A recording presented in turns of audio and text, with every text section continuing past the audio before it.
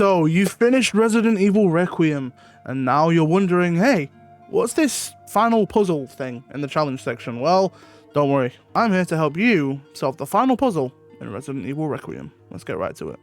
So the first thing you want to do, while playing as Grace in the Rhodes Hill Care Center, you want to head to the toilets in the West Wing, and you want to flush the one in the first stall 8 times.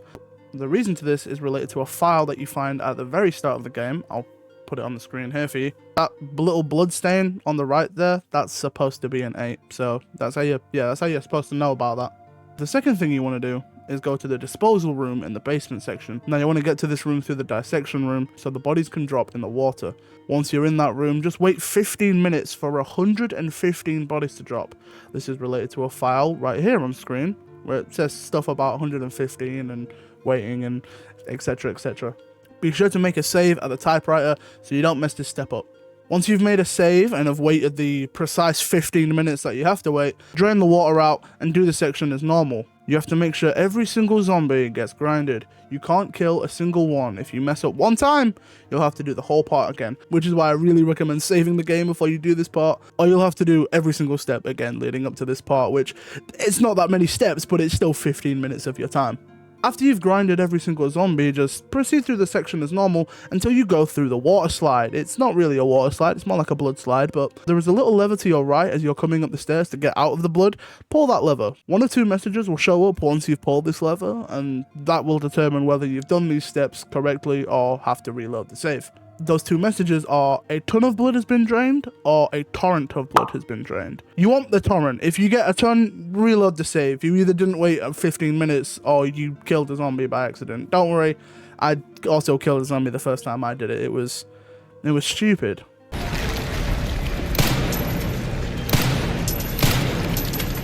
I chopped his leg off. If you want a tip on how to not kill the zombies and just make sure they get grinded, I recommend shooting them in the leg. However, be careful, you can dismember their leg if you play on a lower difficulty. That's what happened to me, and I had to replay the entire game. So, after you've done this, just play the game like normal until you get to the elevator. Once you're at the elevator, just, proceed through the elevator as normal, but once you've watched the cutscene where Grace almost loses her leg, be sure to turn around really quickly and look at the ground. You'll actually be able to interact with and pick up the girl's severed hand. Make sure to do this. This is a very important part of the puzzle. Once you've got the severed hand, make sure to drop Emily off in the save room and save the game. It's very important you have a save here, or you'll have to replay the entire game to get back to this part. This is the only time where you have to save the game. If you're confident enough and can do the grinder section, you don't technically have to save, but it is recommended in case you mess up. Once you've dropped Emily off and saved the game, take the severed hand and go to the blood analyzer in either the office or the East Wing. It's recommended you go in the East Wing though, as that's where the clue is. The blood analyzer in the office is just kinda there. Once you're at the analyzer, analyze the severed hand and you'll get a cool little mini game as per every analysis, but you'll also be greeted with a secret code and let's play in the middle of the screen. Now this code is very important as we're going to find out what each letter means. We have a G, we have a U, we have a C, and we have an A. So we need to find what 4 things mean. Pretty simple. The first code is actually on the side of the blood analyzer in the East Lab. If you take a look at the bottom corner of the blood analyzer in the blood lab, you'll actually see that G equals, I'm just looking at it here, 150 million? Yeah, it's a big number, but keep it in your mind, it'll be useful.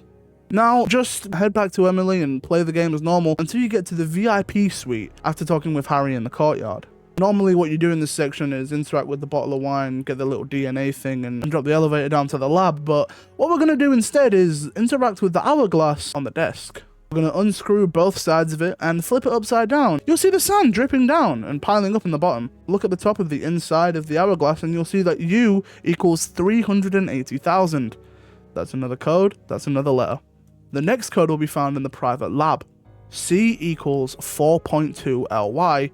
The LY standing for light years. Now we have a unit of measurement, light years, and what corresponds with light years, space and astronomy. And what corresponds with space and astronomy in the care center, it's the sun, the moon, and the star symbol that you find on all the different puzzle boxes throughout the care center. So now that C is told us directly that this corresponds to space somehow, I think we can find that the rest of the codes translate directly to distances. The sun is 150 million kilometers away from the Earth, meaning that G stands for the sun button. The moon is 380,000 kilometers away from the Earth, which means that U stands for the moon button. Now this one's a little bit complicated, and you actually have to know star and space stuff. I don't. Google's my best friend. The star actually refers to Proxima Centauri, which is the closest star to the Earth that isn't the sun, because the sun is a star. And Proxima Centauri is 4.2 light years away from the Earth, meaning that C stands for the star button. So now we have 3 buttons, but we still don't have A. What does A stand for? Well, to find out what A means, we're going to have to play the game for quite a bit. But before we find out what A is, there's just one thing that we absolutely have to do, and that is getting Marie's doll. Now, how do you get Marie's doll? I hear you asking, at home behind your computer screen or phone screen or TV screen or whatever screen you're using to watch this video on. Fear not, because I am here to tell you how you get Marie's doll. Remember what we did back in the basement and flushing the toilets? Yeah, well, if you did all that correctly, so you flushed the toilet 8 times and you grinded every zombie and you waited 15 minutes for all the zombies to drop in the puddle. While you're escaping the lab from its self-destruction, you'll actually find Marie's doll at the bottom of some stairs. Make sure to pick that doll up and keep it in your inventory for the rest of the game. So after you've gotten the doll and escaped the underground blood factory, just play through the game as normal. The next important part of the puzzle is when you fight the tyrant as Leon. After fighting this, you want to head to the right into the basketball court, and you'll see 2 things, a basketball hoop on the floor, and Mr. Charlie's head. You want to kick Mr. Charlie's head through the basketball hoop. This will prompt a sound cue of a shelf dropping back in Gunshop Kendo. Interact with the basketball hoop, and you'll see Leon says there's no time for playing around, and then head straight back to Gunshop Kendo. There's a little fence you can access in the back left of the basketball court. Open that gate, head straight back to Gunshop Kendo, and you'll see that you can now interact with the Mr. Charlie doll on the floor.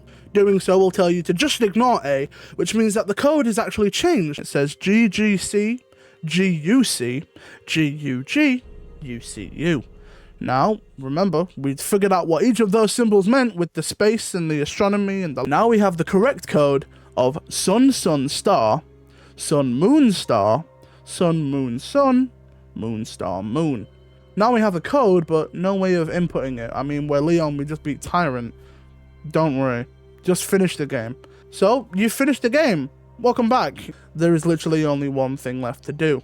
So you remember that save we made right after the basement? The one I said was very important and the only save you have to make? Well, load that save back up. And if you didn't make that save, you might want to listen better. But assuming that you've made a save and can just transport to that exact time that you need to be in, retrieve Marie's doll from the box, pick up Emily from the couch, and head to the blood lab once again. We're going to analyze the severed hand again. No message is going to change or anything. All this is going to allow us to do is interact with the lead researcher's puzzle box. Once you're at the puzzle box and holding Emily, input the code that we have previously found out. I'll say it again for you. Sun, Sun, Star, Sun, Moon, Star, Sun, Moon, Sun, Moon, Star, Moon.